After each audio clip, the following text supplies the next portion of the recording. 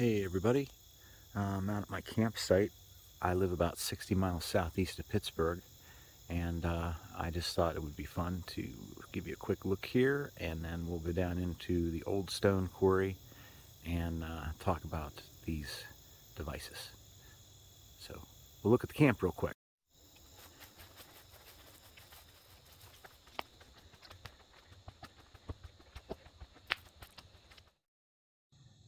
So here's my little camp. I usually come out here Friday, Saturday evenings if I can, and September will be the end of camping and the beginning of hunting season. So tonight we camp and we cook filet mignon, and we talk about haptics. So that's next. Let's go down into the woods.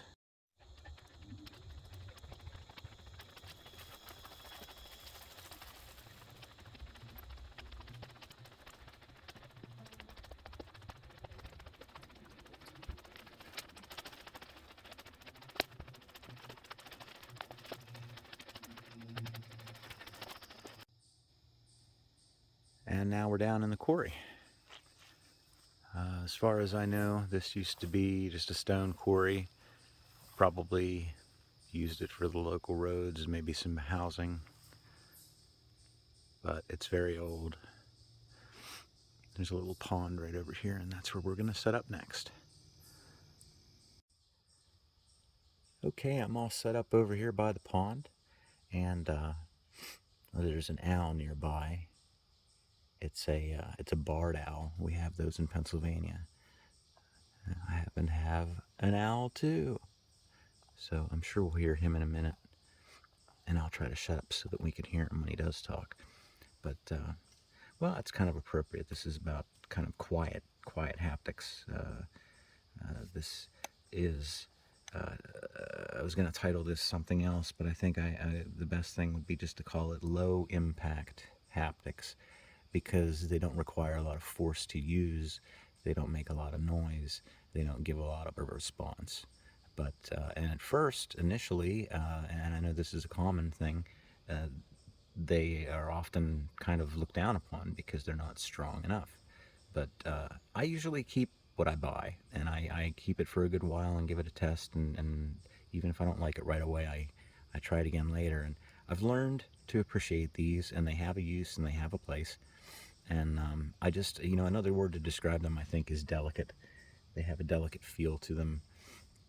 And what prompted this was getting this beautiful piece.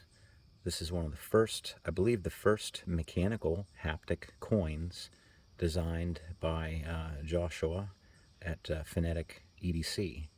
And it has 4 springs and 4 balls, not unlike the Top B sliders from Metal Toys DZ.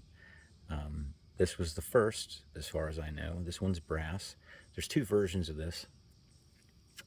I have the first, called the Tide Coin, and the next one, which is slightly improved, is the Tide Pool. And he had all sorts of metals and very inexpensive.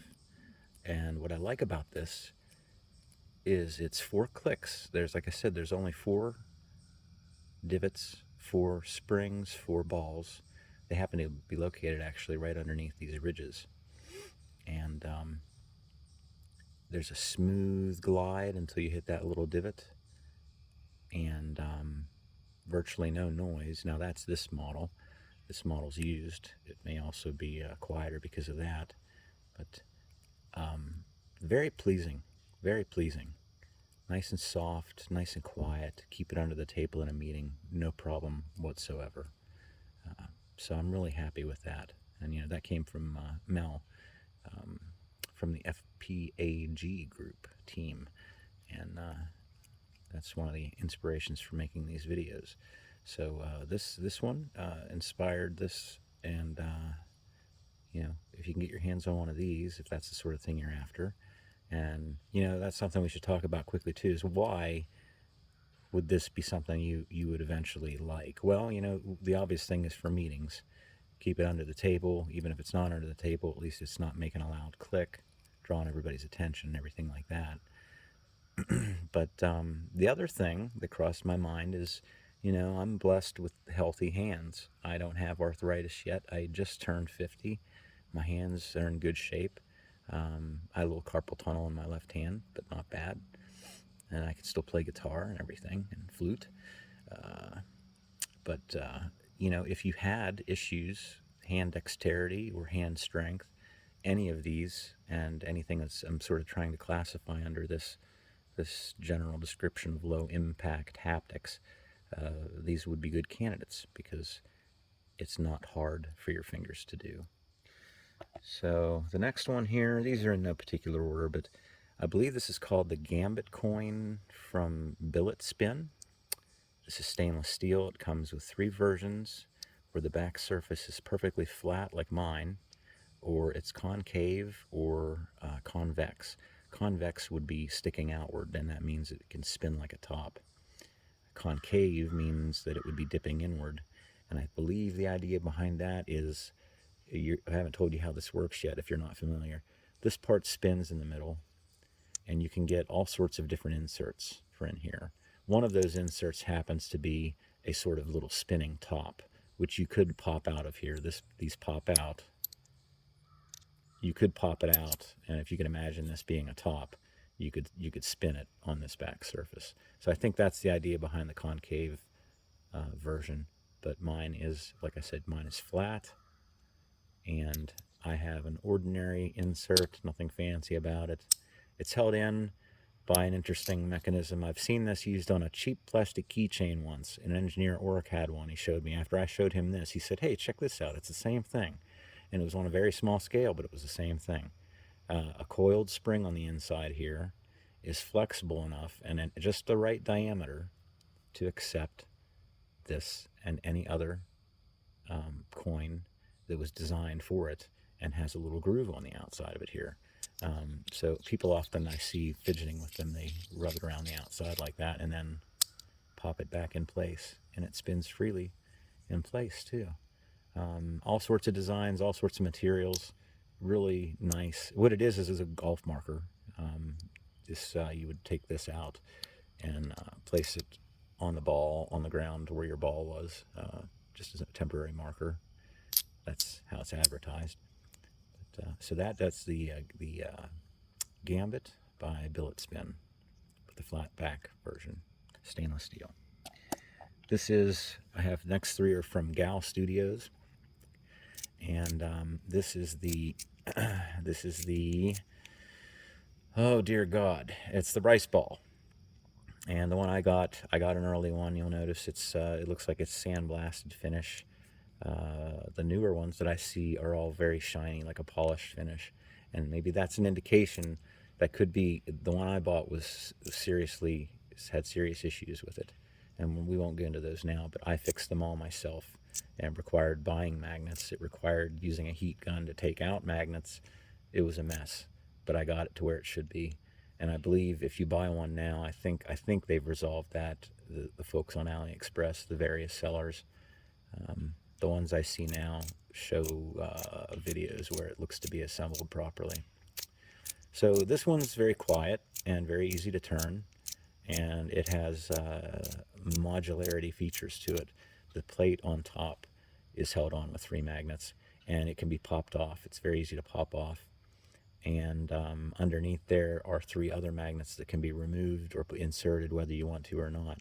And what that does, do you see how it stops between points, between corners? There's a stop in the middle, and then it hits a corner. From a corner to the middle to the corner. If you take out these magnets, you'll skip this step in the middle, and it'll go directly from this corner to that corner with no stop. It's a slight modification, but it does change the way it feels and the way it works. I tend to just keep all the magnets in it. There's 3 sets of balls that are loosely resting in little trenches underneath here between these 2. That's the noise that you hear. They don't really serve much of a purpose that I can tell. They're not a bearing surface, as in they don't hold the top and bottom piece away from each other. They don't act as a ball bearing. They just rattle around in there. So that's that one. That was stainless steel. And again, low impact. I don't want to pop it apart because there's those 9 balls on the inside are just gonna, be a pain in the ass. So here's another one from Gal. This is called the, I've seen it called the rifle, or the rifling, and it has some magnets in loose cavities up here that interact with magnets that are attached permanently along the inside surface of this top.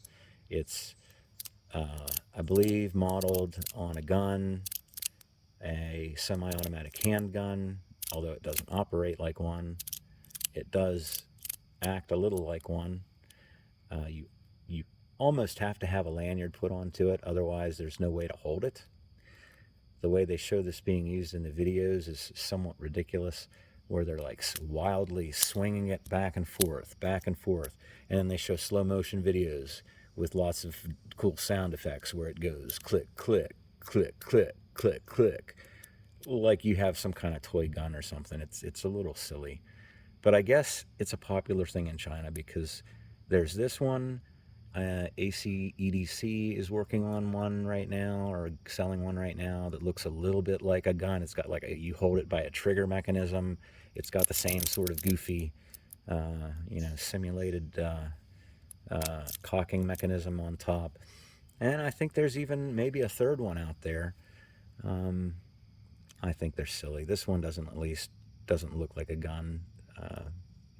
But again, it's not a very strong fidget. There's not much of of audible response. There's not much of physical response.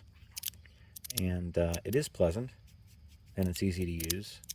Again, you have to have a lanyard put on there in order to be able to hold it in any sort of way, to be able to do anything with it. And other than that, it falls into this category as well, I believe. Now, here's the last one from Gal Studios. And I didn't promise you, but I thought there was an owl making some noise here just when I was starting to record.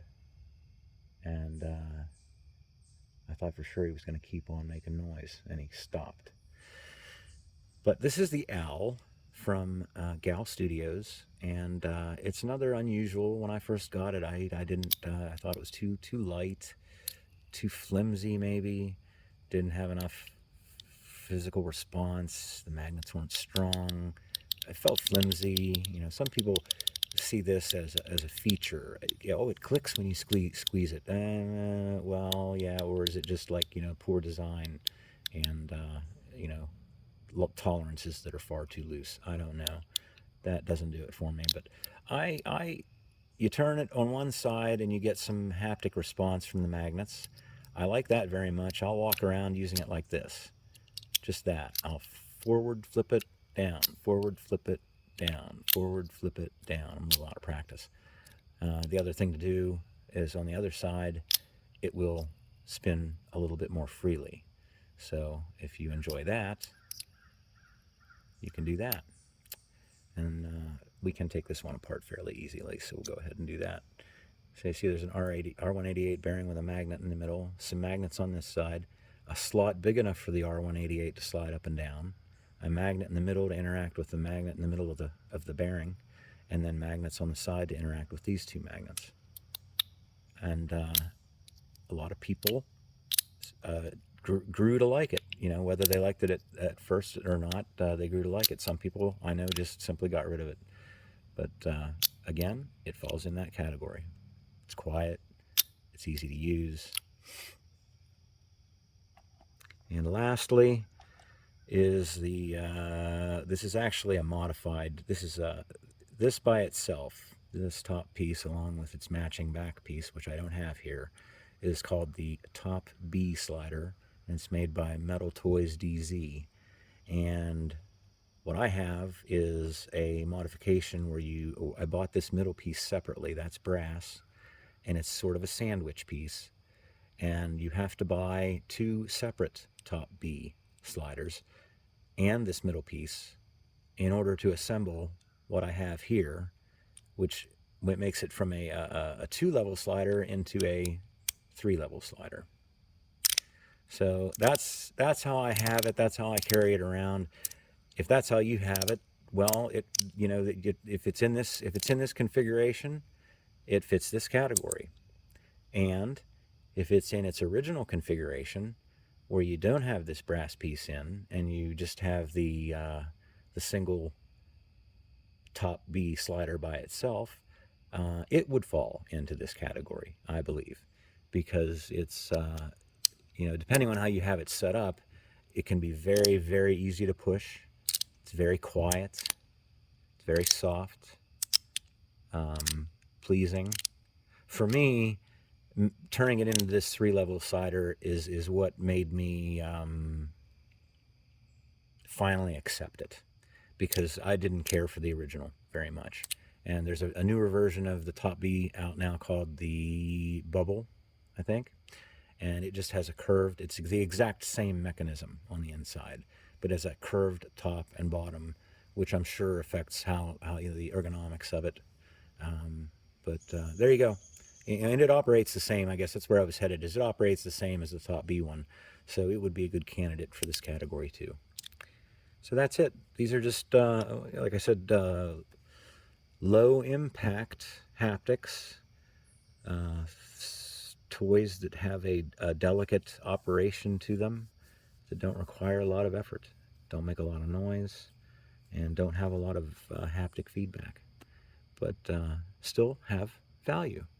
And, I don't know what better to categorize them as, other than something that you should, if you don't initially like it, don't be too quick to put it out on the buy-sell trade or sell it or give it away. Give your stuff a couple days so that you can learn how to use it. And that's it. It's a little cool. It's time for me to go and cook some steak. So I hope you all have a good weekend. I may make another video here. So as always, we'll see you in the next one. Thanks.